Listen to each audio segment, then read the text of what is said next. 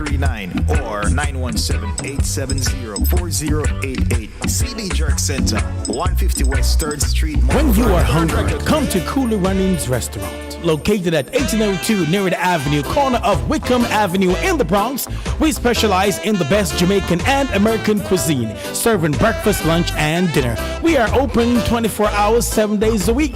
We offer free in-house delivery, minimum $20 purchase, and we also have Uber Eats. We do barbecue Thursdays, fish fry Fridays, and seafood Saturdays. For more information, give us a call for our address and menu, 718-324-7484. Once again, that's 718-324-7484. Cooler Runnings Restaurant, simply the best Jamaican food.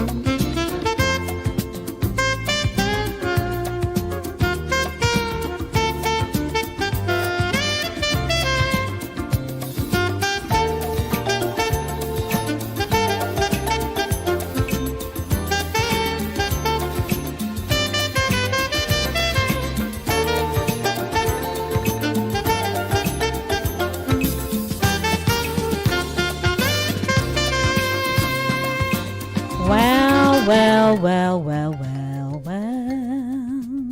Da-da. Yeah. Let me get my levels right.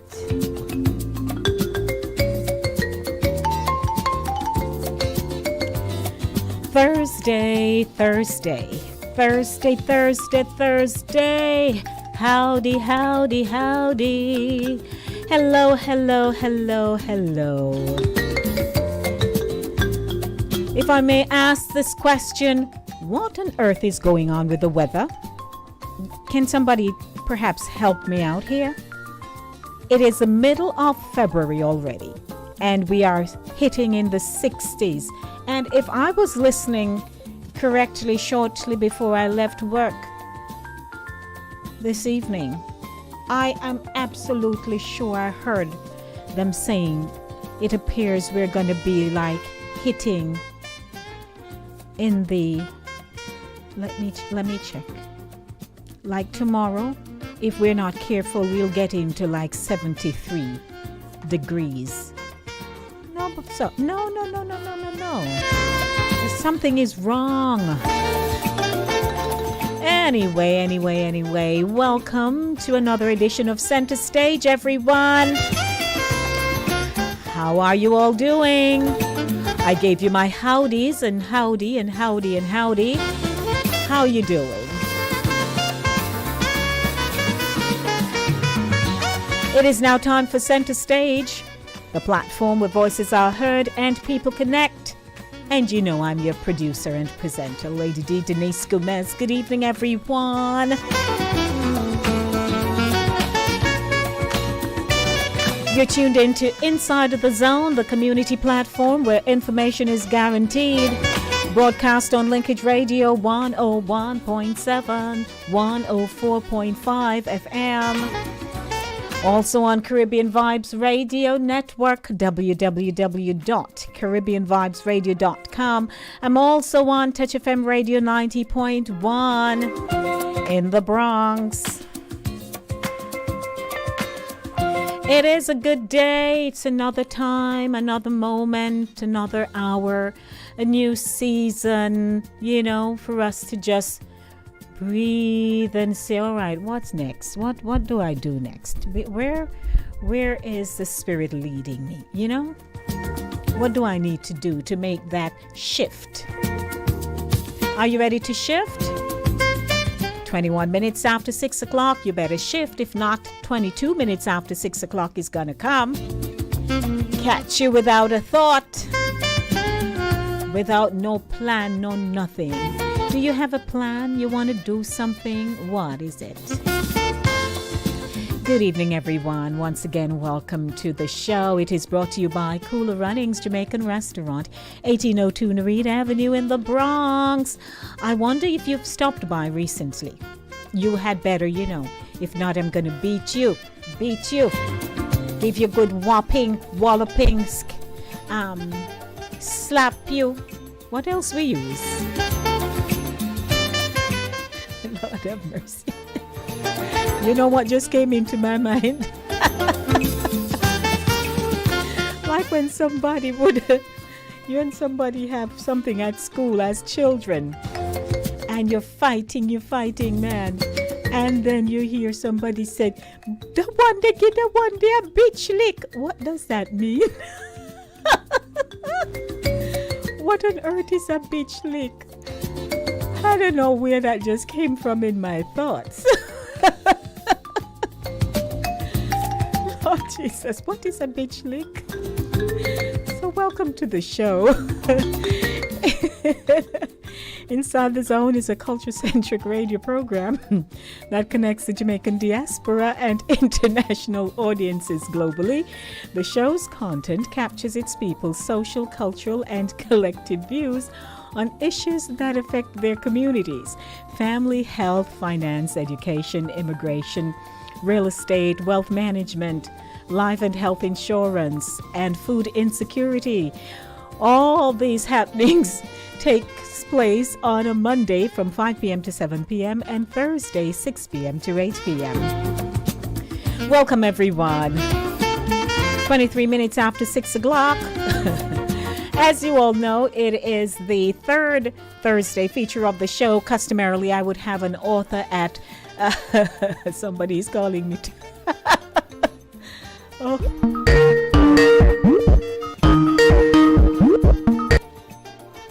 You know, I'm just going to take the call simply because I opened the line, but I'm not. Customarily, I wouldn't take the calls at this time. Who am I speaking to? Hello? All righty, get it together.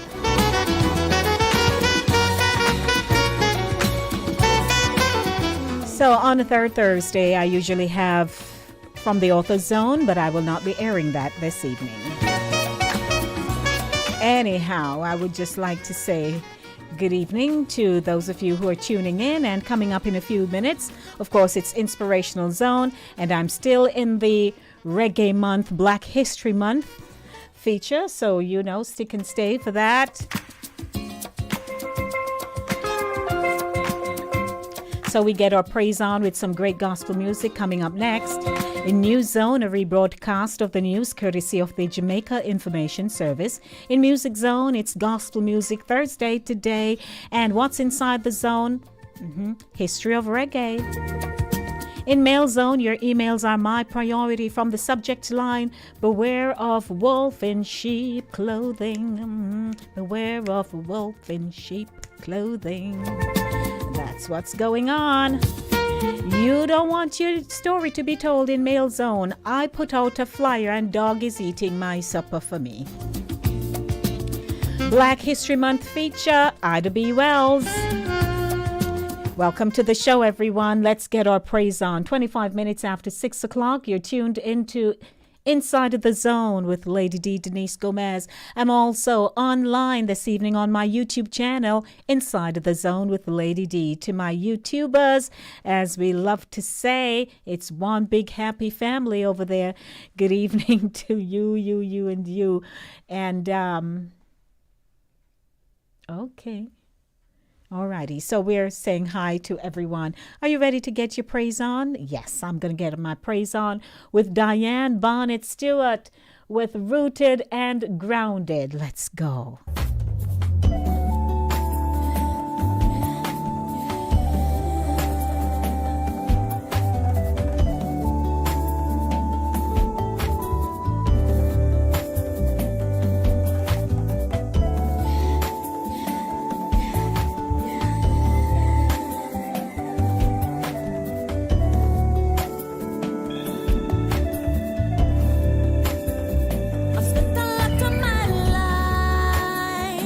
Tracing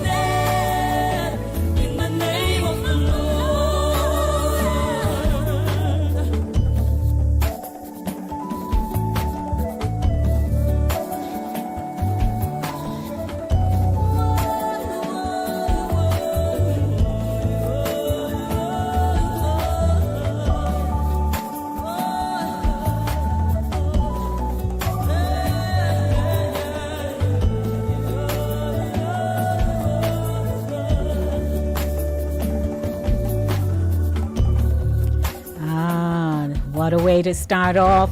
Center stage this evening, the platform where voices are heard and people connect. The voice of Diane Barnett Stewart. We're schoolmates. Yeah, she went to the same high school I did. A really, really good anointed singer. So if you want to go check her out on YouTube, Diane Barnett, or if you type in Diane Barnett Stewart, you'll find her there. Good evening, everyone. Our telephone number is 914-600-4228. That is 914-600-4228. How are you doing? If you're just joining me, it's a third Thursday feature of the show. It's Gospel Music Thursday today, in addition to News Zone, What's Inside the Zone, Mail Zone, Black History, Reggae Month, all of that good stuff. So I'd like to say welcome to you. How did you spend your day? Are you looking forward to your weekend? I know a lot of challenging things are happening, both personally, perhaps job related, perhaps family, perhaps community. You're distraught about every single thing you see being aired on the newscast. So many things are happening. You can't bother, but you know, we're hanging in there. Just hang in there. Things are gonna get easier. Hang in there, okay? Hang in there. So welcome. It's now time for News Zone, a rebroadcast of the news courtesy of the Jamaica Information Service.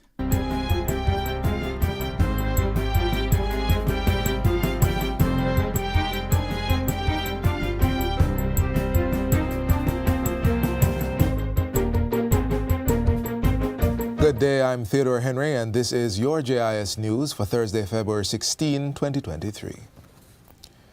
A Caribbean and Africa alliance to unlock the tourism potential on the continent is one of the areas of focus at the historic Global Tourism Resilience Conference now underway in Kingston. Prime Minister Andrew Holness endorsed this synergy in his keynote address at the opening ceremony on Wednesday. This conference presents an opportunity to holistically engage the needs of African destinations and to better understand the efforts, resources, and investments that need to be directed towards meeting them.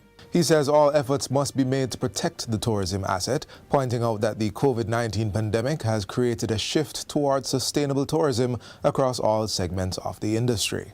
It is crucial to invest in human capacity building and support small businesses and local communities to achieve competitiveness and to ensure equitable economic growth. Public-private partnerships will play a crucial role in building tourism resilience, and governments must work with the private sector to implement policies and strategies that enhance the sector's capacity to respond to crises. The semi-virtual three-day conference is being held at the University of the West Indies regional headquarters. Approximately 200 in-person participants featuring 40 international speakers are attending. A highlight of the event will be the official launch of Global Tourism Resilience Day on February 17.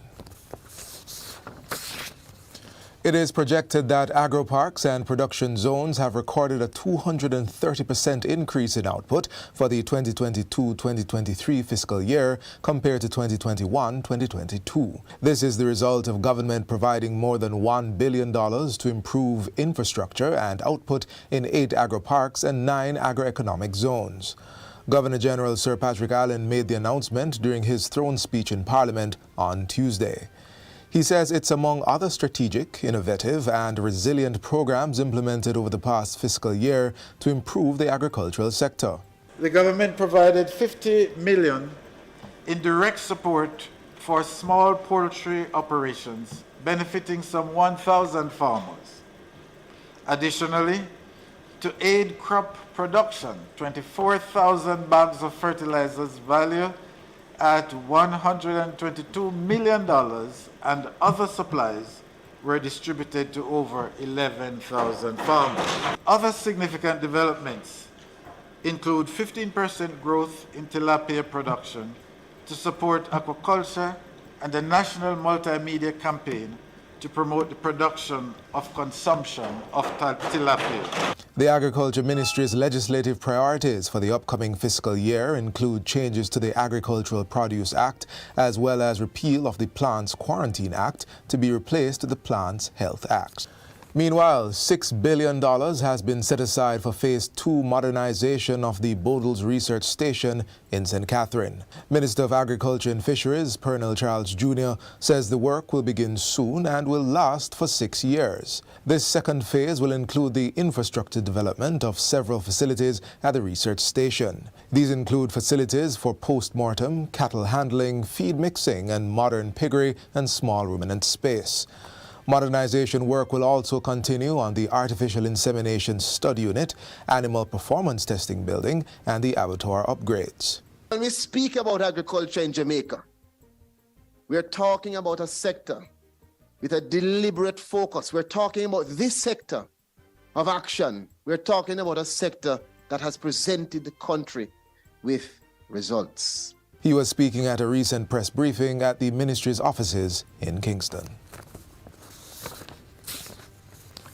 Service delivery at the Black River Hospital in St. Elizabeth should improve following the recent commissioning of a newly erected entrance and perimeter wall. It was made possible through the Jamaica Bauxite Institute, JBI's Bauxite Community Development Program. The new entrance, which was constructed at a cost of $20 million, is equipped with automatic entry and exit gates, pedestrian gate, proper lighting, and spacious guardhouse for security personnel. The space has been widened to create more efficient traffic flow into and out of the facility. Another important aspect of the project is the construction of a lay-by for vehicles, which should also relieve the congestion on the corridor. Minister of Health and Wellness Dr. Christopher Tufton says it was important to improve the aesthetics as well as correcting the long-standing traffic issue that existed in the vicinity of the hospital. This concept of providing relief is what healthcare is all about. And oftentimes we forget that relief starts not just with the clinical assessment and diagnosis of a patient. Relief also starts with appearance, because therapy is as much driven by perception as it is by reality. And finally, the historic sitting of Jamaica's first all-female parliament involving women aged 18 to 25 will be held at Gordon House on February 21. Minister of Culture, Gender, Entertainment and Sport, Olivia Grange, made the announcement during Tuesday's sitting of the House of Representatives. She says all 63 constituencies will be represented and the young women will be performing all the duties that are involved in the sitting of Parliament. Parliamericas, which promotes parliamentary diplomacy in the Inter-American system, conducted preparatory workshops for the participants and facilitated the process through which they were selected and the duties they will perform during the sitting. The international organization, which is headquartered in Ontario, Canada, mainstreams gender equality by advocating for women's political empowerment and the application of a gender lens in legislative work. Its membership, of which Jamaica is a part, comprises 35 national legislatures from North, Central and South America and the Caribbean. The minister encouraged members of both houses of parliament to attend and support the young women. I'm really inviting and encouraging members in this house to please attend and give those young women support. They are future leaders. Each of us in this chamber is a role model to each and every one of them. We selected them to be us in this sitting. The minister thanked Parliamericas, UN Women, and the Spotlight Initiative for providing the necessary support. And that's it for JIS News Today. I'm Theodore Henry. Thanks for watching.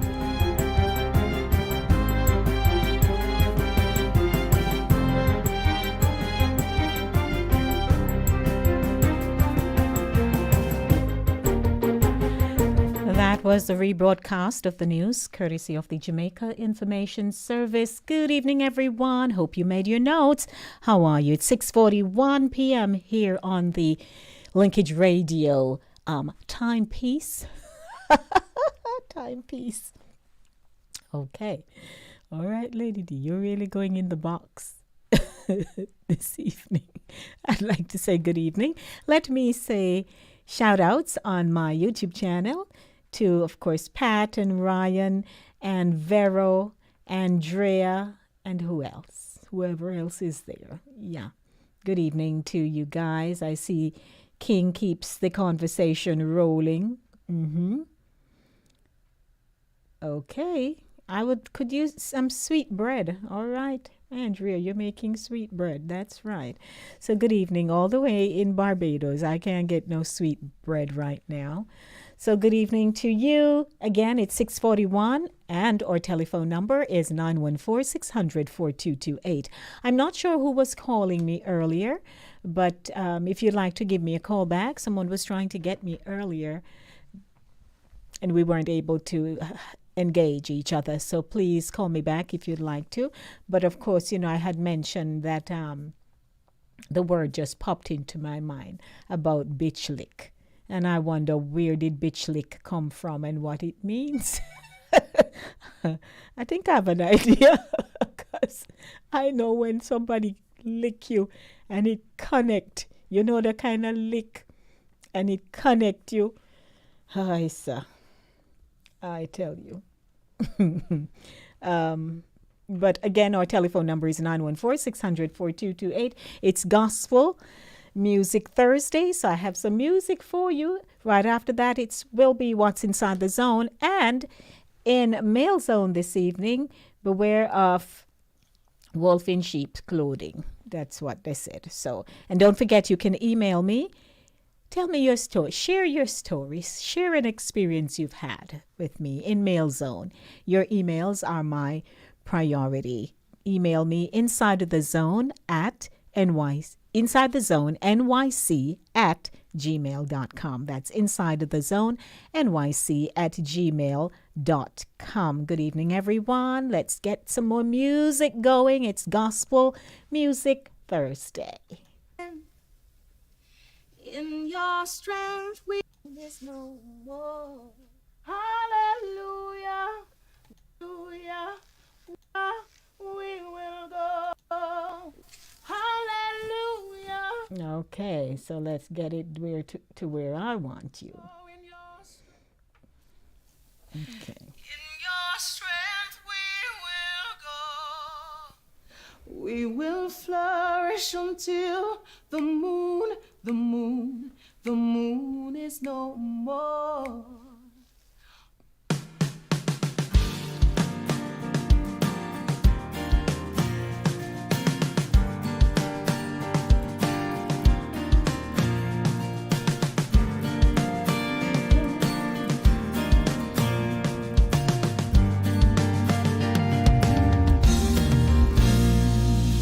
You are my maker.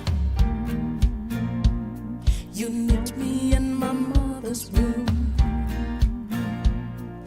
You are my helper. When I call, I know you won't chase me away. You are my keeper. Through it all, I know that I will prevail. You are my armor. So my protection is guaranteed. I want to say hi to Sister Pinky, all the way in Jamaica. Everything we need, you alone will do. So we will go in your strength. In your strength we will go. We will flourish till the moon. The moon is no more. We will go in your strength.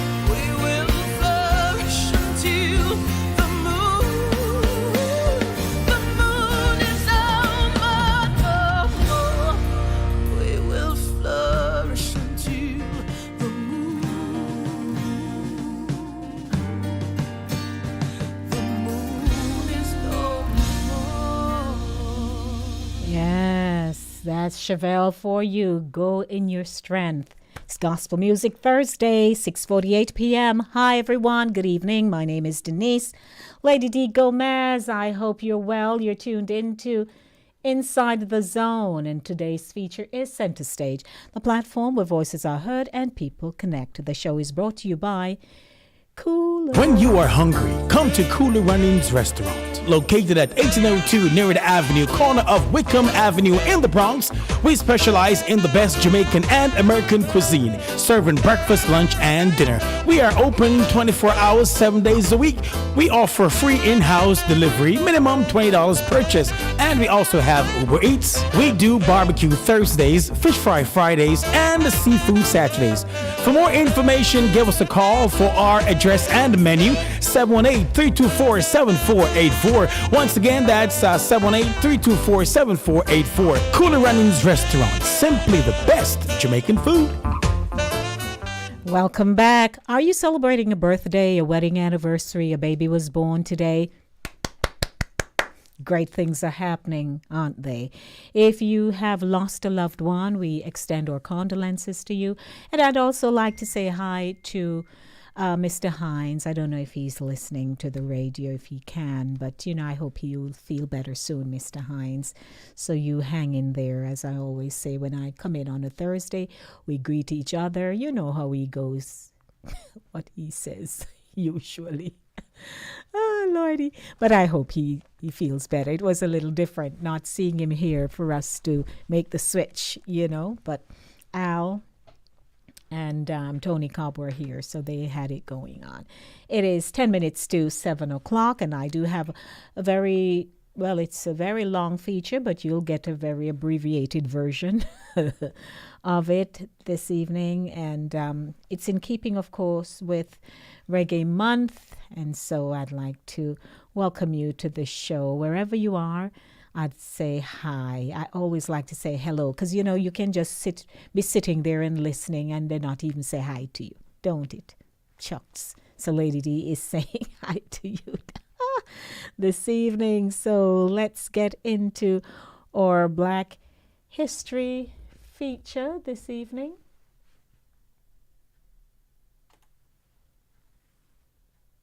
Okay. Alrighty, and before we do that, let me catch my bearings here. Here we go. An artist who is continuing to move reggae forward. First as a founding member of the band, the Melody Makers, and across his own solo career. Please welcome Ziggy Marley.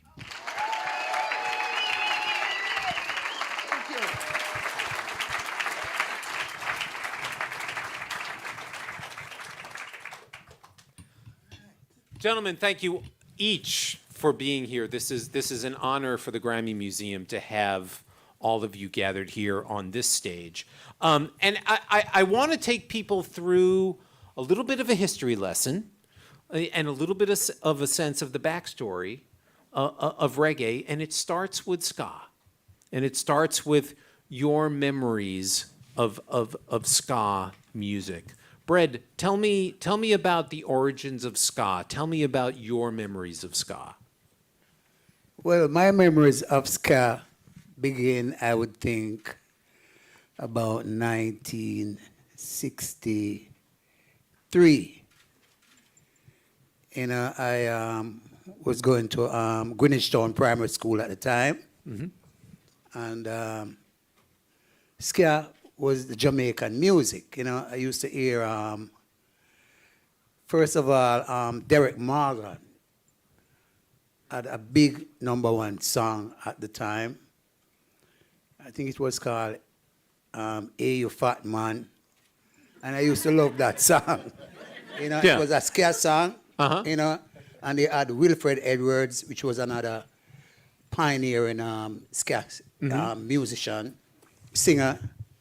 And of course, you had the Scatterlights, but they were mainly instrumentalists. And they had a number of hits for Studio One at the time. All great individual instrumentalists in their own right. And they came together and formed this great super band called the Scatterlights. And they were the recording band at Coxsone, Sir Coxsone Downbeat. You know, they would back all of Coxsone's artists at the time. Right. And he was, Coxsone was an incredibly influential figure as a producer in ska, later rocksteady and reggae. Santa, talk to me a little bit about your memories of his role in his music. Repeat that again. Yeah. Well, so just talking about Coxsone Dodd and your memories of him. Well, I mean, my memory of the whole thing, I mean, I was a kid when, I was in the early 60s. I mean, I didn't really know much about that whole development because it was just a music that we grew up listening to. But, I heard the name, Yeah. And of course, the Scatterlights and, and all that connection with the, of course, the Wailers and, Sure. what I mean, Ken Booth and all these different people. So as a kid growing up, there was a lot of sound system in Jamaica. So that was my exposure and that was my connection with music because I used to live in Greenwich Town also. And every weekend, you couldn't help but hear music and would just scare. There was a lot of places that they call dance halls where people used to go and dance for the weekend, whatever. So from Friday to Sunday, there would just be music. And at that time, ska was rampant, you know what I mean? So, but I heard about Coxsone. Yeah. And he had a sound system, actually. You know what I mean? That's how a lot of these producers back in the day used to get their music exposed. Like Duke Reed, they had sound systems. And they used to, go around Kingston and set up and play. And that was the main exposure for the music at the time. I think that's something that's not necessarily well understood. Is that Coxsone and Duke Reed and others had these sound systems. Yes. It wasn't necessarily about bands going out and playing live. These guys would go play records.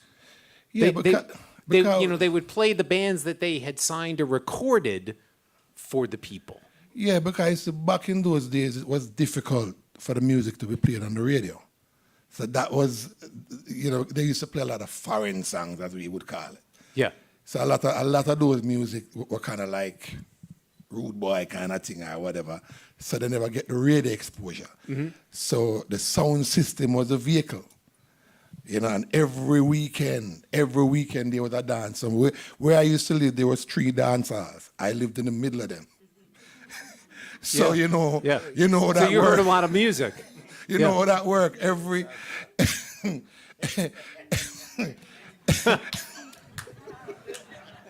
try to get some sleep. Not happening. But it was fun. It was real fun, and that was my first introduction to music because you hear it every day, Right. And and from Friday right back to Sunday morning, it was just music. When did you start playing? Well, I started playing. Well, my first introduction to music itself was at 11 years old. I joined the drum corps, St. Peter Cleaver Drum Corps to be exact, and started playing the military style thing, and then did that for a couple of years, and then I actually started what they call a secular music career in '69. That was my first time, sitting around a drum set and getting my groove on.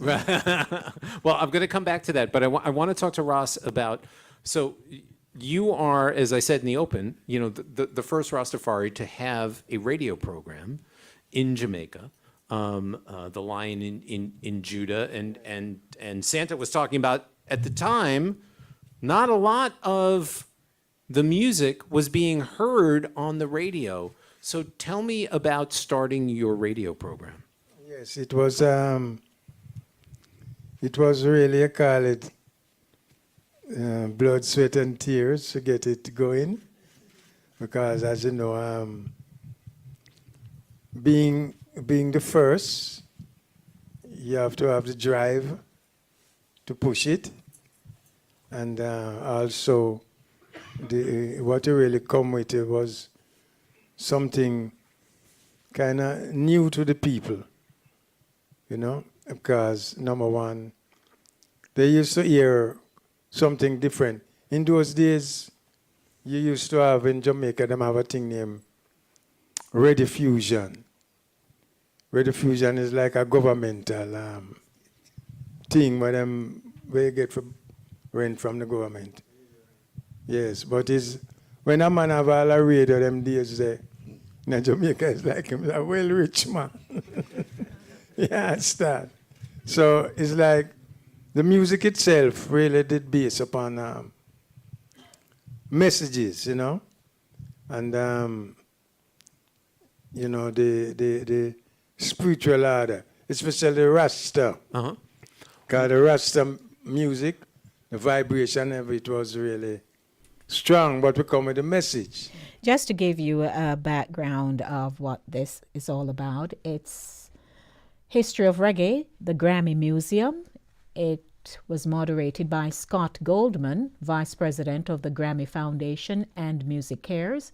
And this conversation explored the history of reggae and featured Grammy-winning reggae artist Ziggy Marley, Jamaican reggae singer and Nyabingi drummer Ras Michael, Lloyd Bread McDonald of Jamaican reggae vocal group, the Wailing Souls, and Carlton Santa Davis, who played drums for bands including Bob Marley and the Wailers. The panelists discussed a range of topics including early Jamaican pop music, the creation of reggae as a genre, and its early pioneers, and its continued evolution with increasing politically charged lyrics reflecting the social injustice happening in Jamaica. But at this time, I'm going to have to close this feature because it's now time for Mail Zone. Your emails are my priority. I would like to take this full interview back, this discussion, at another time because I'm rolling out, as you know, different features for Reggae Month. But I thought, you know, hearing the voices of people who actually have been in the industry for such a long time would also enhance, you know, what reggae is all about and why they recognize it annually in the month of February. Good evening, everyone. It's now time for Mail Zone. Your emails are my priority.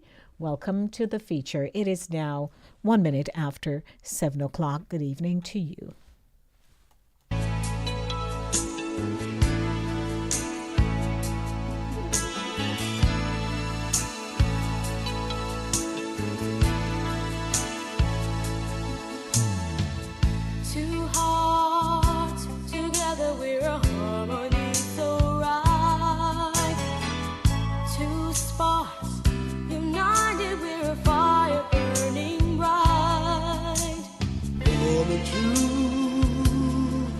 Always brand new.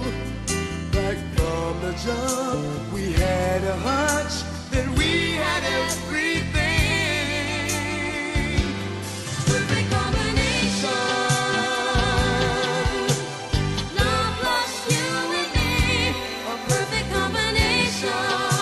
We couldn't ask for any better. Mail Zone, your emails are my priority. Good evening, everyone. Welcome to the feature. I hope you are ready for another interactive segment here where I bring you the emails that I receive.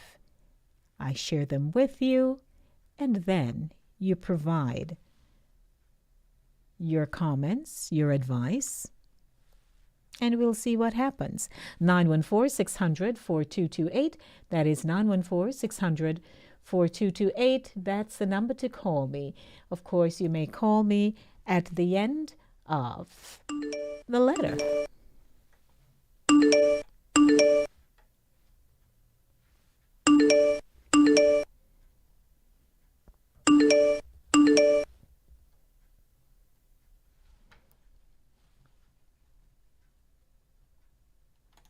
Okay. From the subject line, beware of wolf in sheep clothing. Email me insidethezone@gmail.com. Dear Lady D, I don't know how many people tell you that they listen to Mail Zone weekly, but I certainly do. Not only do I listen, but I'm always tempted to call with my comments.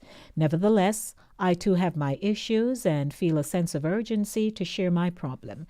It is more than an email. I traveled to Jamaica a year ago to explore the island many people find enchanting. I'm originally from the South and work with several Jamaicans. They share their stories of their childhood, and I love listening to them. So I decided to ask one of them who was planning to go to Jamaica if I could travel with her there. She said it was okay, and I planned my trip. When we arrived, I was taken on tours across the parishes and fitted in well. Jamaica is really airy, as you all like to say. One night, while staying in Ocho Rios, I went to a beach party and met a gorgeous woman. We talked for the entire night, and to spare you the details, could not stay away from each other. During the 2 months we spent together, we fell in love, or so I thought. I was captivated by her. I asked her if she would migrate to the U.S. with me, and she said yes. I knew she was the woman for me, and oh, how she cared for me. Things were looking good.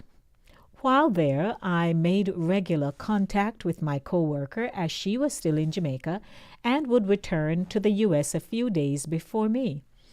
In one of our phone calls, I told her about my girlfriend and my intention to marry her. She asked me if I was sure about what I was doing because I did not know the woman long enough. She felt things were happening too fast and even told me to check her out before I made any further decisions. She wanted to say more, but I shut her down because I was not too fond of the way she spoke about her. In fact, I had been spending quite a lot of money on her because she's sophisticated and professional, and as her man, I thought I should step up my game and prove to her I could take care of her. The night before I left for home, we spent the evening dining and planning for her new life with me in the U.S. As a parting gift, I transferred $6,000 to her account. Yes, I did, Lady D, because I can afford it.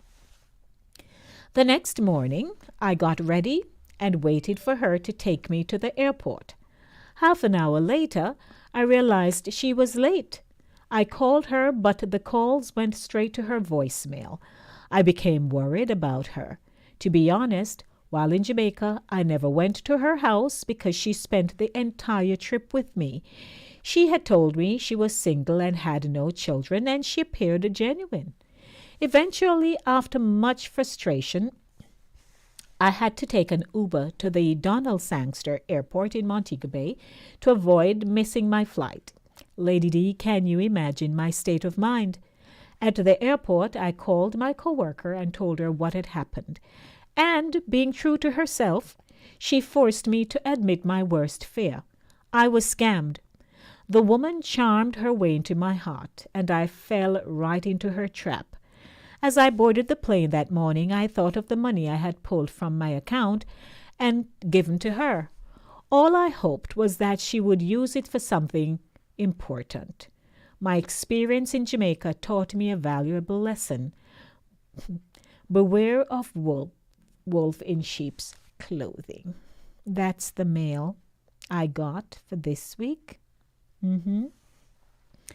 And you can imagine how the poor man was distraught. He had sent me a footnote to say he's waiting to hear what the callers rather would say. Oh Lord, but he says he's hanging in there. Poor thing. Anyhow, you may call me at 914-600-4228. That is 914-600-4228. What is your take on this? I tell you. Never a dull moment. Good evening. Welcome to Mail Zone. Hello? Hello?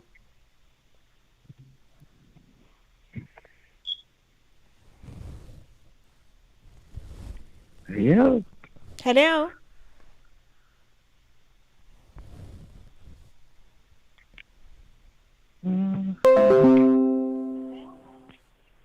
Hello, good evening. Welcome to Mail Zone. Hello? Hello?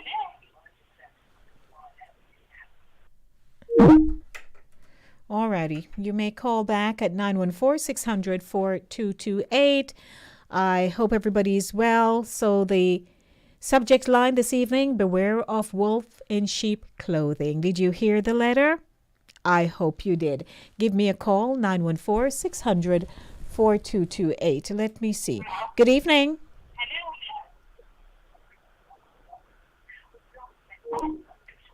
Hello?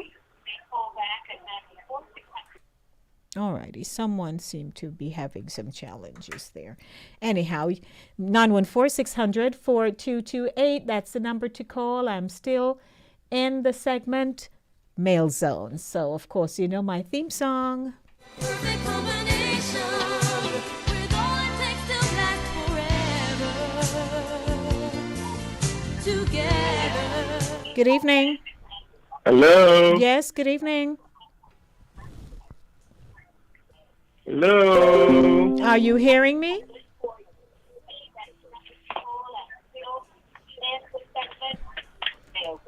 Hello, are you hearing me? Hello? Hello? Hello? Hello, Lady D? Yes, okay. It appears my callers are not hearing me. Not sure why. Alrighty, you may try the line another time. I'm not sure why they're not hearing me.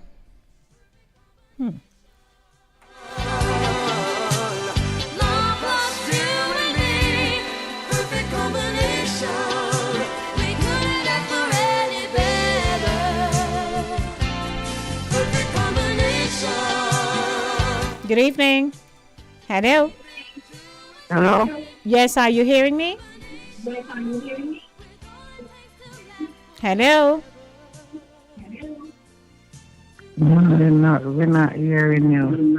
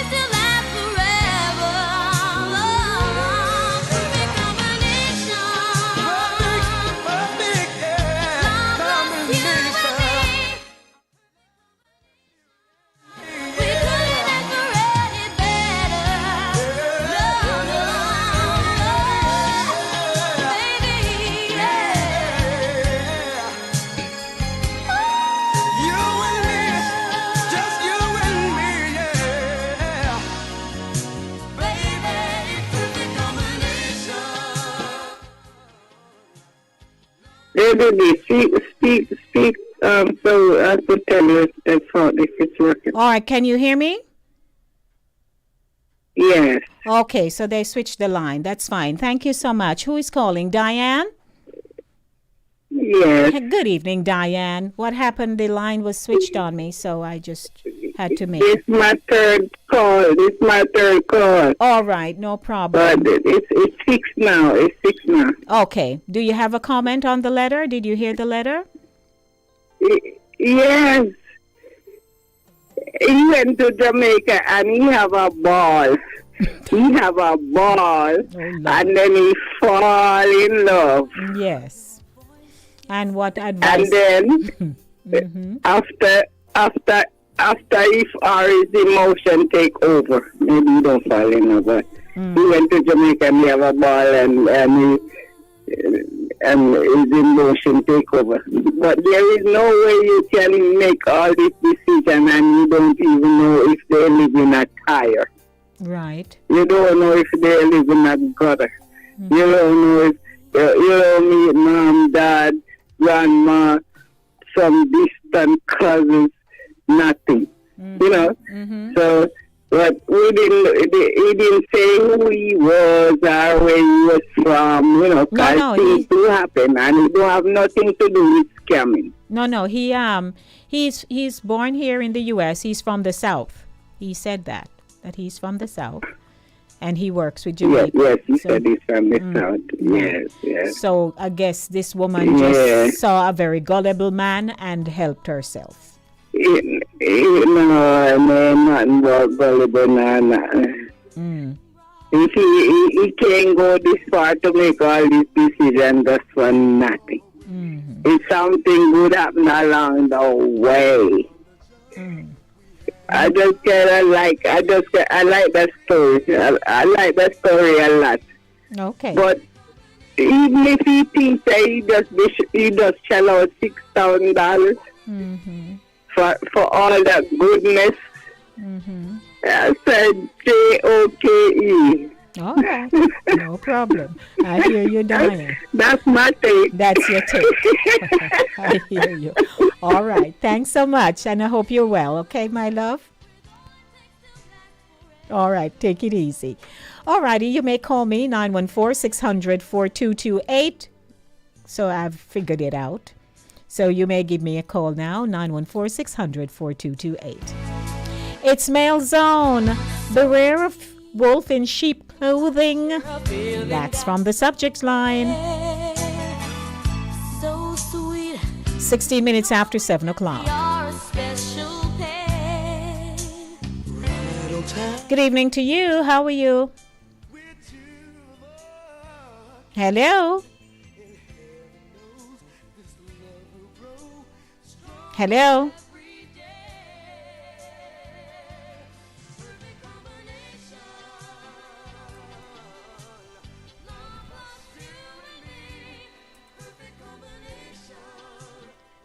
Good evening. How are you?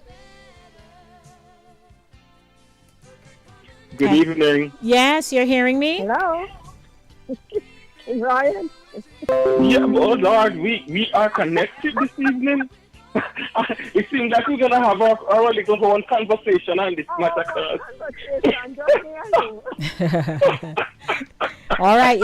I see 3 people online, so go ahead. This man, this don't make sense at all. Listen, I wonder if you watch the movie how Stella got her groove on. Pat, we can hardly hear you. Remember that movie with Stella? Right. Maybe that's what kind of motivated him. It's not everybody's gonna be so fortunate to go to Jamaica and meet love. And Stella did not get married on the first run. Right. He made several trips. Oh, poor guy. Oh, He got scammed. Yes. Poor He thing. got scammed. Oh, I feel bad for him. Never doing homework. I don't know to them Jamaican women. Them pretty, but them are kind of artists. Oh my God, King! I don't know what we gonna do. We have to, this same lady be a text. I guess I have to send her another one and let her know that's something wrong with the line. No, but you're not hearing me now? Connecting with her. What? Yeah, but apparently she's listening. I'm hearing her in my background and she's listening to us, but she's not involved in the conversation. So let me cut it off. Oh. Okay. That's odd. Right. You guys are not hearing me? Huh. Okay. Alrighty then.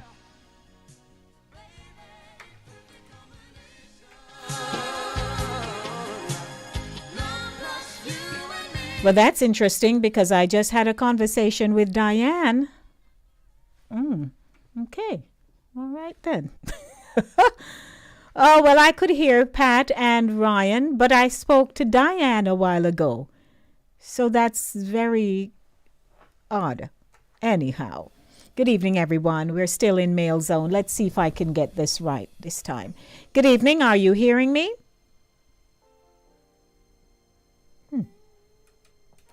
Good evening. Hello? Yes, are you hearing me now? Hello? You're hearing me, Pat? She's not hearing me. That's weird. Huh.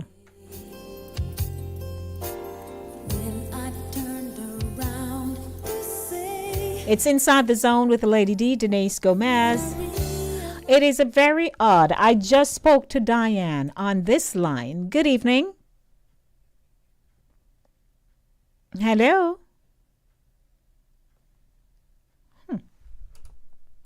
Hello.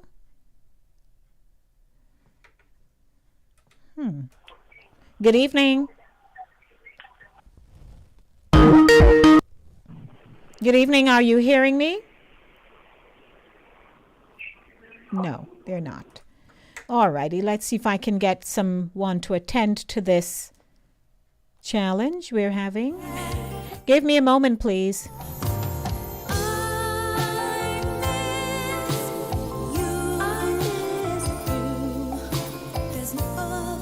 Good evening. Hello.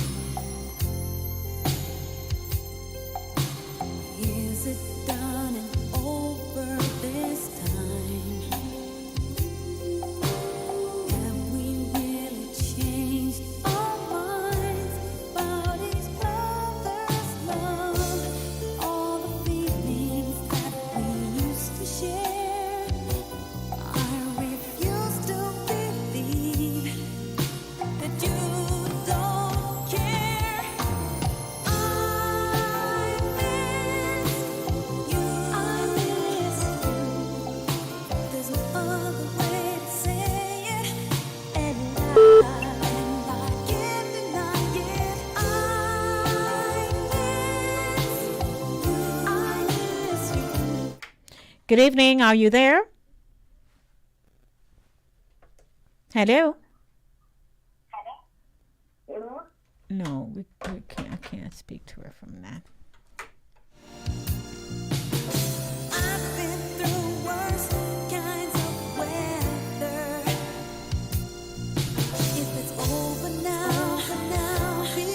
Good evening.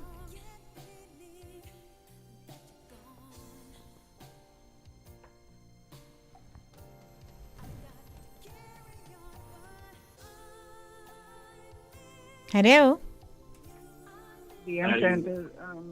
I'm trying to explain to you that the people that's calling, you can't hear them, but I'm hearing you and I'm hearing myself.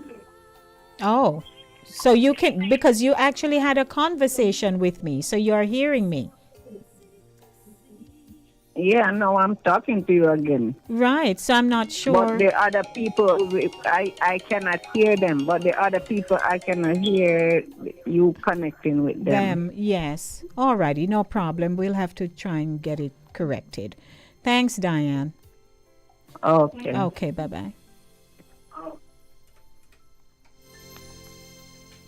Alrighty, I'm having some challenges here with the phone line, so you'll have to give me some time to rectify the situation.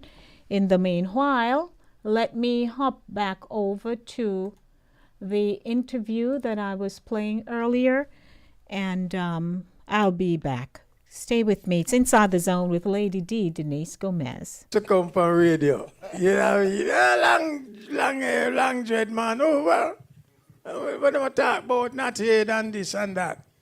So, it's like it take a time. But when the program started to really be understood, people start tuning on it. And so, boy, you know, me have to listen to the Rastaman program. Because it was, as I tell you, and as you said before, it was resistance. Because we used to call Rasta people, black art people, you go kill people, like you know, was a different type of man. But it's true, the Africa tradition. Right now, I say everybody have dreadlock, yeah, man, me a dread and thing. But the first part of it was really, as we say, blood, sweat, and tears. A lot of brothers lose them life and go to prison and all that for the cause. What did your dad tell you about his radio? It's now 24 minutes after 7 o'clock. I do apologize for the problems we're experiencing with the phone lines. It's not likely I'll be able to receive calls going forward, so I'll just have to end the Mail Zone segment prematurely, but I do apologize for that. However, my Black History feature this evening is on... Okay, where are we? Ida May. Yeah, Ida B. Wells. So stay with me. I do have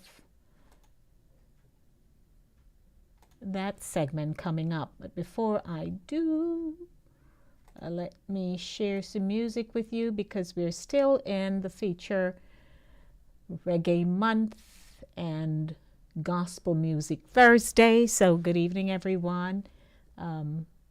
Stay with me. I will be right back. Great music for you on a Thursday.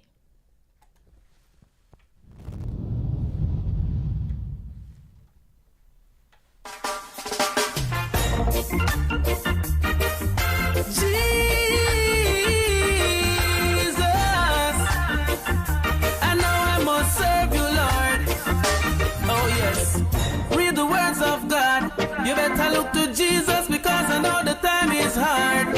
He's knocking at your door. Please don't wait no more. Don't stay on the ground. Just lay your burdens down. Bring them to Calvary. That's where he died for you and me. Jesus is calling, calling for you and me. In his words he told us that salvation is free. Jesus is calling, calling for you and me. I know he's waiting to set the captives free. Alright now, he bled and died to save a wretch like me. They pierced his side and nailed him to a tree. You must accept Christ, for him you must sing and dance, because you don't know if you will get another chance. Jesus is calling, calling for you and me. In his words he told us that salvation is free. Jesus is calling, calling for you and me. I know he's waiting to set the captives free. Question now, I am wondering why we have to sin, and we know that it's not a nice thing. Open your heart and let Jesus Christ come in. He has gone to prepare a place for you and me, and that's the reason why he died on Calvary. Jesus is calling, calling for you and me. In his words he told us that salvation is free. Jesus is calling, calling for you and me. I know he's waiting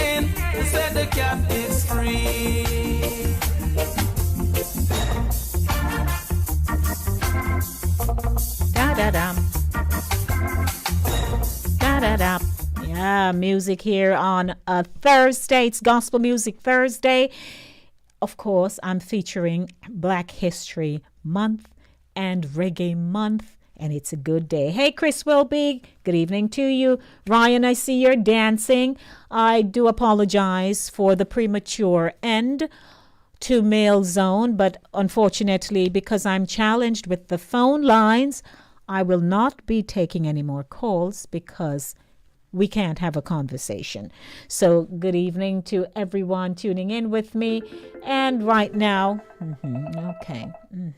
and at this time, I am segueing into my feature for Black History Month.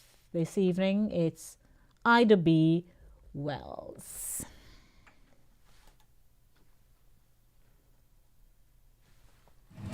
Coming up. She was the ultimate agitator and feared because of it. As racial terror reigned over the South, there were close to 200 lynchings in Tennessee alone. A young African-American woman struck back with her pen. She was writing not just to inform, but to shame. She says, I'm going to challenge you on this threadbare lie that African-American men are lynched because they rape white women. She fled to Chicago, where she emerged as a radical Black leader. There was never a time when Ida B. Wells was not getting pushback, especially so in Chicago. And became an inspiration to a new generation. Black Lives Matter is addressing the same issues that Ida B. Wells took up in the 1880s and 90s. Ida B. Wells, next on Chicago Stories.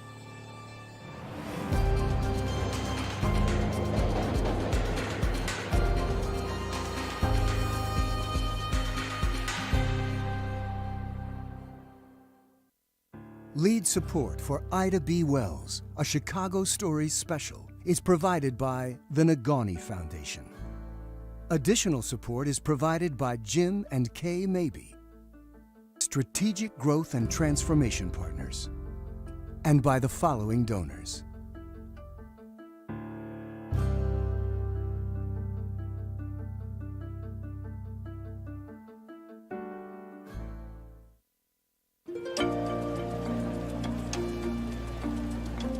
It seemed the entire world had come to Chicago in the summer of 1893. Most were so captivated by what they saw at the World's Fair, they were oblivious to what was missing. For one visitor, a 31-year-old African-American woman from Mississippi, the omission was glaring. The fair itself was a monument to extravagance, building after building constructed to display to the world how far America had advanced. Ida B. Wells had come to Chicago to point out what the fair's organizers had ignored. She was angry about the exclusion of the African American story, especially the progress that African Americans had made.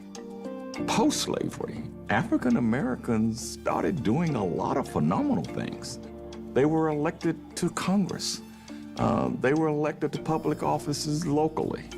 They became doctors and business people. But the signs of Black culture Ida B. Wells found at the fair were mostly along the Midway, and they represented stereotypes, not progress. Nancy Green, a 59-year-old former enslaved woman, proved a crowd favorite, playing the role of a Southern mammy to promote a new pancake mix.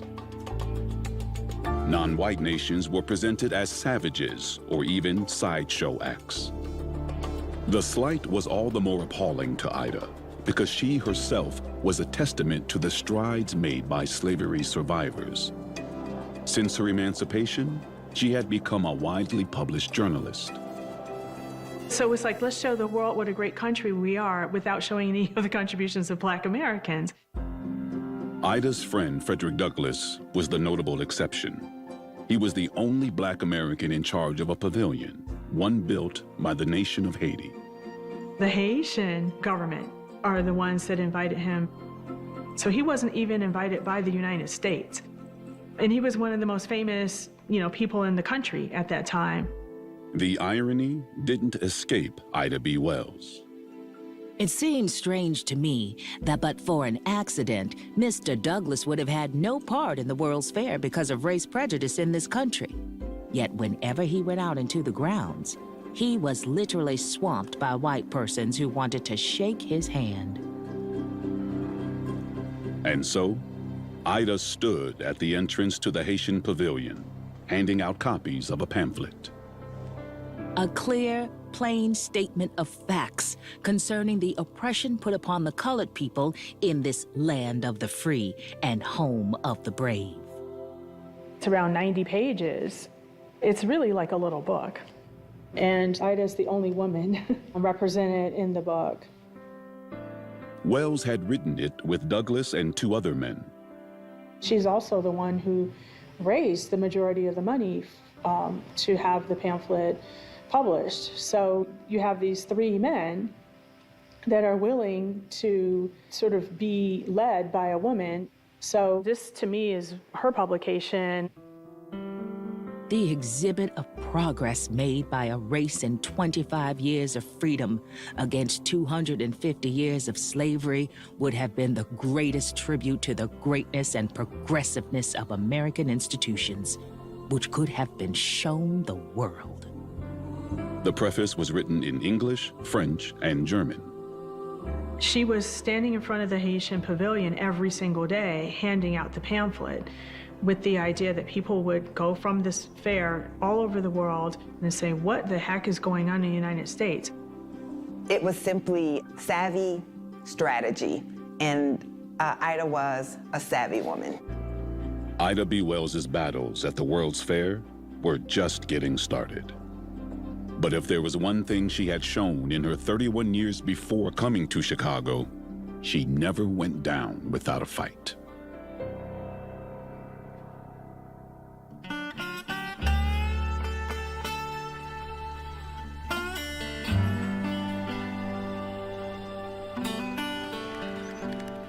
Ida Bell Wells was born into slavery 6 months before emancipation in Holly Springs, Mississippi, to James and Lizzie Wells.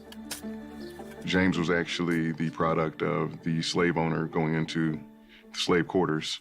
So allegedly, he did receive better treatment than other slaves. Lizzie was one of 10 children. All of them were parceled out and sold to different places, and she didn't see her siblings after that happened. When freedom came, Ida and her parents remained on the estate of their former enslaver, and James continued to work there. But now, he was paid for his labor.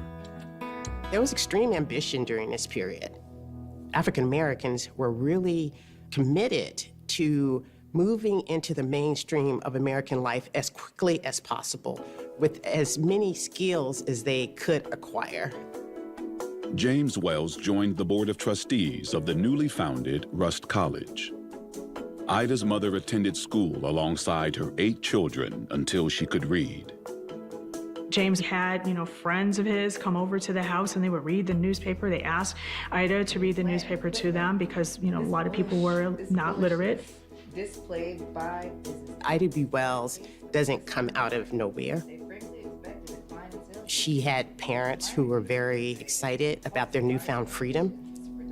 And she observed her father, especially his political activism. I heard the words Ku Klux Klan long before I knew what they meant. I knew dimly that it meant something fearful by the anxious way my mother walked the floor at night when my father was out to a political meeting. 4 years after emancipation, her father got his first opportunity to vote. Suddenly, James Wells found himself at odds with his now employer. He challenged even his employer, who demanded that James Wells vote on the Democratic ticket, and James Wells refused. And then he found that his former master had locked him out of the shop where he was working, and James Wells didn't argue with him. He just went to town, bought a new set of tools, and opened up a new trade as a carpenter. there was optimism and hope as far as every citizen is entitled to life, liberty, the pursuit of happiness. And Ida took that seriously. But Ida's world would be turned upside down when she was 16 years old. It was the summer she left home to visit her grandmother's farm. There was an epidemic of yellow fever that went throughout the country, and particularly in the South. She knew that people had fled Holly Springs and assumed that her parents and siblings were among those people. But then one day, some people came to her grandmother's farm and handed her a note saying that both of her parents had died. Ida was 16 years old at the time, and against her grandmother and several other people's advice, she decided to get on a train and go back to Holly Springs. She returned to find that her youngest brother had also died. Well-meaning charity workers were already there and busy making plans. There was talk of how different people were going to take different responsibility for Ida's siblings. And Ida was like, no, we're not dividing the family. We don't do that. She had grown up hearing stories from her mother about being separated, sold from her family. So there was supposedly a shotgun on the mantle, and she got the shotgun. I was like, look, I'm going to take care of family. Like, oh, why didn't you say so?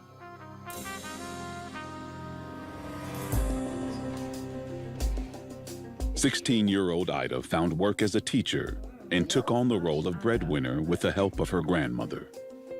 After teaching a country school all week, I came home Friday afternoon, 6 miles out from town, and spent the time from then until Monday morning washing clothes, cooking food, and preparing things so they could do without me until the end of the next week.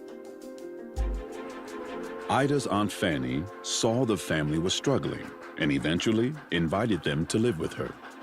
They hopped on a train, bound for the big city.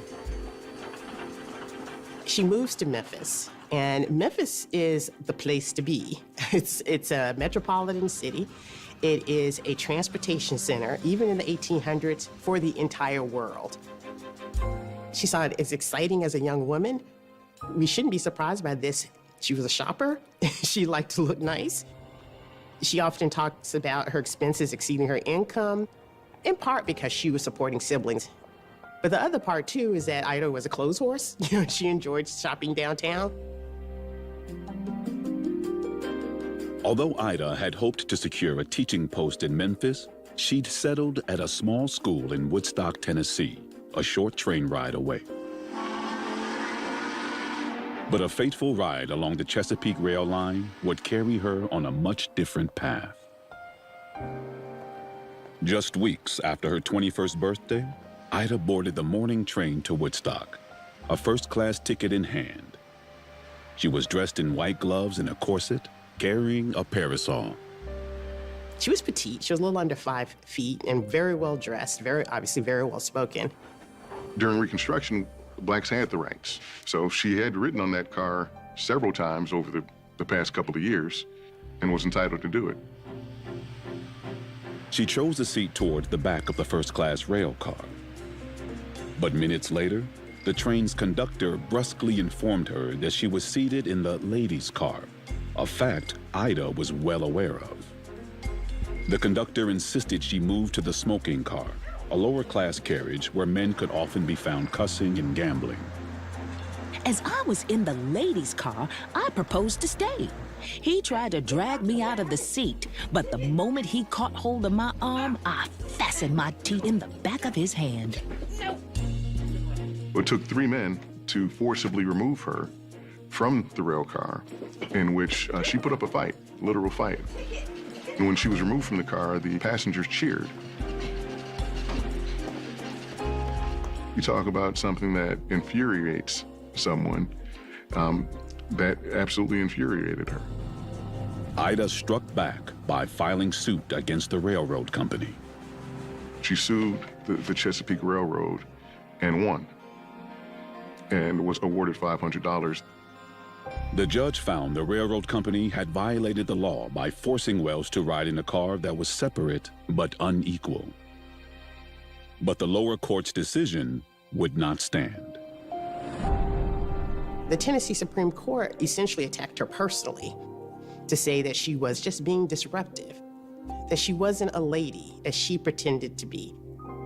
I have firmly believed all along that the law was on our side and would, when we appeal to it, give us justice. I feel shorn belief and utterly discouraged. And just now, if it were possible, would gather my race in my arms and fly away with them. When we think about the modern civil rights movement in Rosa Parks, she had the NAACP behind her. In 1884, it's just Ida B. Wells and her attorney. Ida B. Wells was starting to make a name for herself. She took a teaching job in Memphis and joined a lyceum founded by Black teachers. It was a community of sort of thinkers and artists, and she actually took elocution classes, which is speaking classes. And in her diary, she writes about how she was like trying to scrape up the money to pay for her next lesson.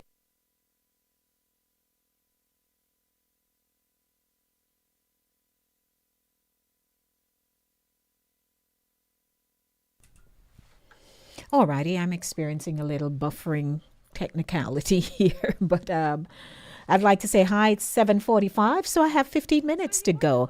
I know you're perhaps hearing me, but I can't talk to you. In the meanwhile, please enjoy the feature on Ida B. Wells. A gossip-filled newspaper, which Ida called a spicy journal. She was shocked when asked to start writing for it. As Ida B. Wells first put pen to paper, she found writing to be nothing short of a revelation. She felt like she could sort of explore more of who she was and express who she was through writing, more than she ever could in teaching. I wrote in a plain, common-sense way on the things which concerned our people. Knowing that their education was limited, I never used a word of 2 syllables where one would serve the purpose. I signed these articles Iola. When Ida B. Wells first starts writing, she was writing about the things that one would expect a woman who's writing for a church publication to write for.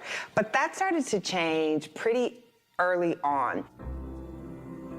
As a school teacher, Ida starts to document the segregation in the schools and how the Black schools were not getting the same resources and the educational inequities. She wrote an article in 1889 about the Memphis school system, which is unfortunate because the article could be literally printed today and you wouldn't know the difference. She railed against her fellow educators. Some of these teachers had little to recommend them, save an illicit relationship with members of the school board. You have to think about the type of person who will start writing editorials and news articles about their own employer, but that's what she was doing. She did not get fired immediately. When the next school year came up, they didn't renew her contract. While teaching had served a practical purpose, writing was now Ida's true passion. She bought a partnership in the most radical Black newspaper in Memphis, the Free Speech and Headlight, and became its editor. The paper's circulation tripled. What's unique about that moment is not only is she African American at this time, but she's also a woman. And being a woman in a Victorian America, where she is essentially playing the role of what was then considered what men do.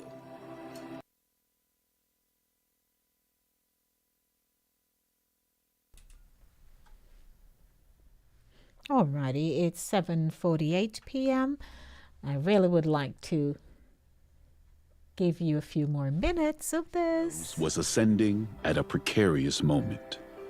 As she and other newly emancipated African Americans made waves, white supremacist fervor flooded the South. We kind of gloss over this period As if once the South is beaten in the Civil War, that all of a sudden white Southerners just acquiesce to the people whom they had enslaved now coming into power, serving in political office. That is not the case. Black freedom, black political power was always contested, and so all across the South.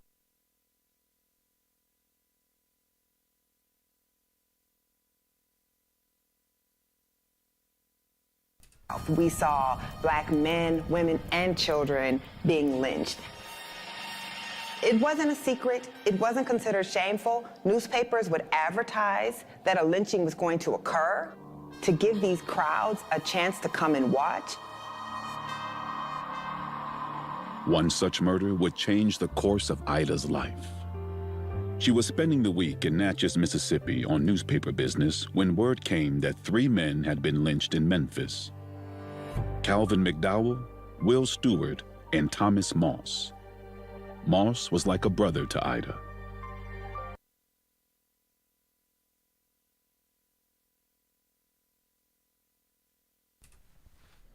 Well, would you believe Ryan is so fascinated by Ida B. Wells' story, he's now jumping online to purchase the book. Okay. And Moss's wife were essentially her best. Great going, Ryan. She was so close to Thomas Moss, Tommy. She was godmother to his child.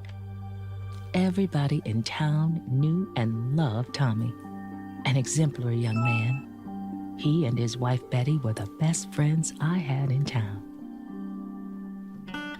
3 years before their murders, Moss and his friends had opened a store called the People's Grocery.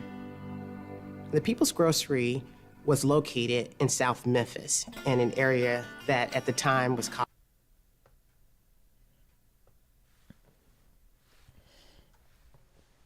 Okay. We're winding down, ladies and gentlemen. I really appreciate your patience this evening. The Curve was a predominantly black community, and so you have these 3 black men that decide they're going to open up a grocery store in their own community. But their new grocery put them in direct competition with William Barrett, a white store owner making money off the black community. William Barrett was infuriated, like, how can these people take business away from him? What started as an innocent game of marbles outside the People's Grocery grew heated. And the interesting part is this.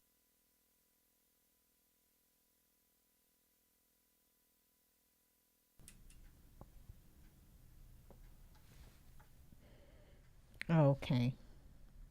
I'm affected by something. But anyway.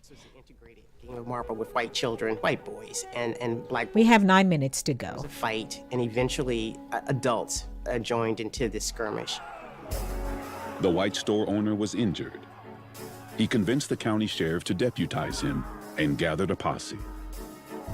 They came late at night, this group of white men, the People Grocery owners, including Thomas Moss. They knew that they were coming. They'd gotten word. So they were prepared for this, and they armed themselves, and they were in the store when they got there. And there was a fight. Several white deputies were wounded. The headlines talked about rounding up every Negro that was involved. Ida's friend Thomas Moss was arrested with Will Stewart and Calvin McDowell and held at the Shelby County Jail. But then a lynch mob decided that they were going to exact their own justice. And so they went to the jail and took them to a sort of a rail yard north of there and killed them. Shot them, beat them, just lynched them. I do think that we should take a second and really explicate what that word means. Lynching was not simply tying a rope around someone's neck and hanging them, though that is brutal and inhumane enough. Lynching was designed directly to send a message to the larger black population. In the South, in many places, black people were in the majority. So how does a white minority that has lost power and wants to gain that power back do that when they are in the minority? It was through terrorism. Lynching had become a common and accepted punishment for black men who had allegedly raped white women. But now Ida B. Wells, who'd grown accustomed to the brutality of Southern justice,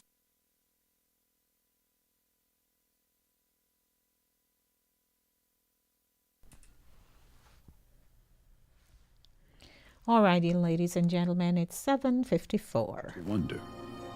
Like many another Winding person who down. had read of lynching in the South, I had accepted the idea meant to be conveyed. That although lynching was irregular and contrary to law and order, unreasoning anger over the terrible crime of rape led to the lynching.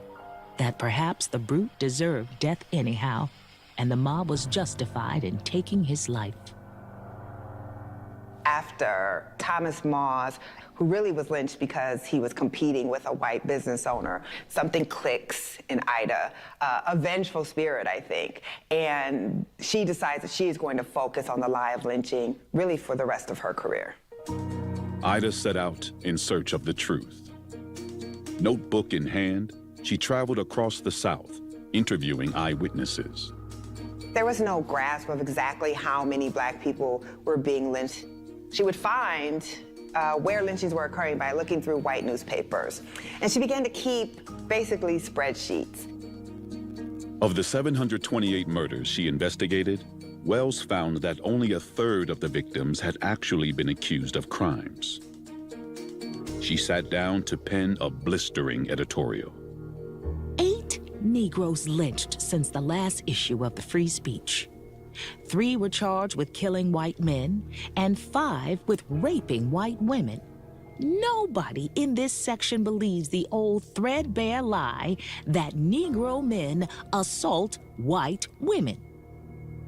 Her writing was used to create a sense of outrage, and every word was chosen for that manner. Her writing had this simmering rage. She was writing not just to inform, but to shame. If Southern white men are not careful, they will overreach themselves, and a conclusion will be reached, which will be very damaging to the moral reputation of their women. Within days, Edward Ward Carmack, editor of the Memphis Commercial Appeal, reprinted Ida's editorial. And she got the attention of the white community and certainly the white press. Unaware that the author of the editorial was a woman, Carmack called on the men of Memphis to avenge the honor of Southern ladies.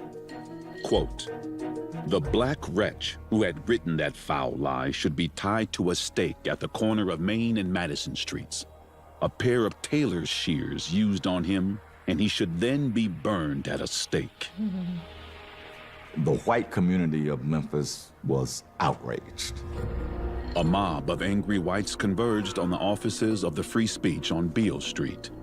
Finding the newspaper deserted, they demolished the presses and destroyed the offices. But by then, Ida B. Wells had already fled Memphis. By the time Ida arrived in Chicago for the World's Fair, she had been traveling more than a year. She had lost everything at age 30. Not only her physical property and her printing press, but also her friends, which is no small thing. Having lost my paper, had a price put on my life, and been made an exile from home for hinting at the truth, I felt that I owed it to myself and to my race to tell the whole truth now that I was where I could do so freely. That's the voice there. Well, it's a narrative version, but you know. I want to thank everyone for tuning in this evening, and those of you who were anxiously awaiting to have a conversation about the letter that I featured for Mail Zone this evening. I apologize. I had some technical problems with the phone lines, hence I had to, end that segment prematurely. That's a word for this evening. But I'd like to thank my sponsor, Cooler Runnings Jamaican Restaurant, 1802 Nereid Avenue in the Bronx, for sponsoring the show.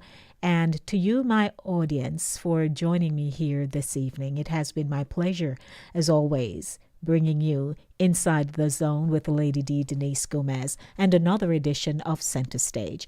I'm looking forward, as always, to be back on Monday with the Monday Drive, keeping you in the know in the city you walk, drive, and reside. So guess what? Me a go up before them tell me fi gwan up, galang up. I'm heading home now, and I hope to arrive home safely. My weekend begins with you starting now this evening. So I have a long weekend, but I hope to be back on Monday. Stick and stay for Chris Wilby. Hop on over to his platform on the YouTube channel, Caribbean Vibes Radio. That's KARIBBEAN VIBEZ. Okay, Caribbean Vibes Radio. And you'll catch Chris will be there. Chris, what are you doing this evening? What Thursday is this now? I don't even know. You didn't tell me. But nevertheless, we shall be there with you. So blessings, everyone. And I'm certainly hoping that we can say hi again on Monday. As always, love yourselves, love your children, and remember, in everything you do, it is the will of God, concerning your life. Think about it. Blessings, everybody. Ta-ta. Me gone home. Me out of here. Bye, bye, bye. Jesus will provide. Jesus will provide. Hey, I let me cover them empty. Jesus will provide. In the presence of my enemy, Jesus will provide. Recession in the country, Jesus will provide. So when me don't have nothing, me no worry. Jesus will always provide for me. Jesus will provide. Jesus will provide. And when me cover them empty, Jesus will provide. Come on, Jesus will provide. I say Jesus will provide. And when me cover them empty, Jesus will provide. You're locked on to the #1 radio station. Number one radio station. Oh, they play the best music. #1. Best music. New York, I introduce the best